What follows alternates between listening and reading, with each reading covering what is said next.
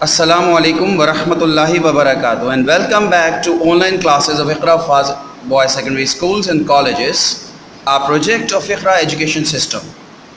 My dear students, today in this video lecture, we will cover chapter number 4, poem Little Things from our secondary stage English book 2. But before I summarize and explain you this chapter along with the introduction to the poem and the poetess, I would like to tell you some new keywords which you may be unfamiliar with. Starting from the first word, which is verse. Verse means poetry or lyrics or rhyme or a poem. Word number 2 is grain. It is called the smallest quantity or amount of something. And in simple words, we can say a particle. Number 3, mighty, which means big or strong or powerful.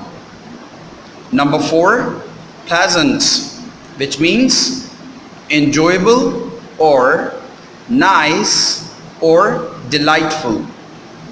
Word number 5 is deed, which means act, action or activity.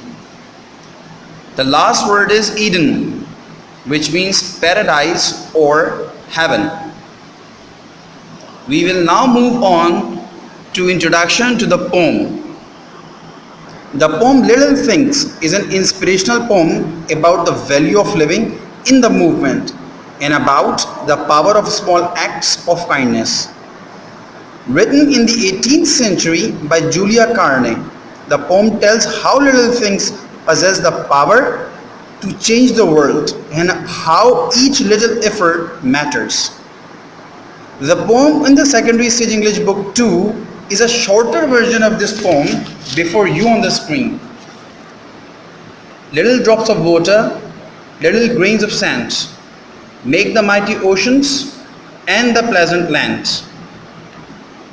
And the little moments, humble though they be, make the mighty ages of eternity.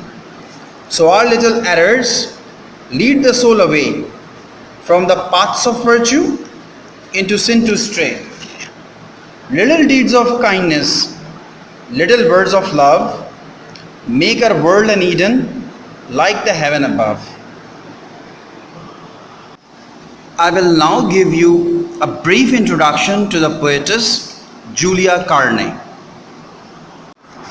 The complete name of Julia Carney is Julia Abigail Fletcher Carney.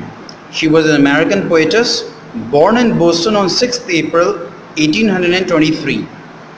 She was an American educator, poetess, author and editor.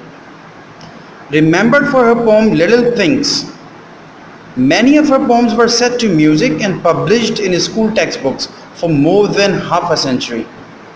She died on 1st November 1908 in Galesburg. When she was 17, she went to Philadelphia and remained there for 2 years. After returning to her parents' home, she served in a district school. During her life as a teacher, she wrote many poems and sketches which were used in liberal churches and in the school textbooks for many years. In probably 1844, she was elected teacher in a primary school in Boston, where she continued to teach until her marriage in 1849.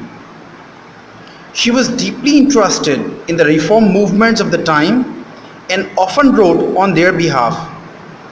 She was also actively engaged in Sunday school work and was well known as a writer for children.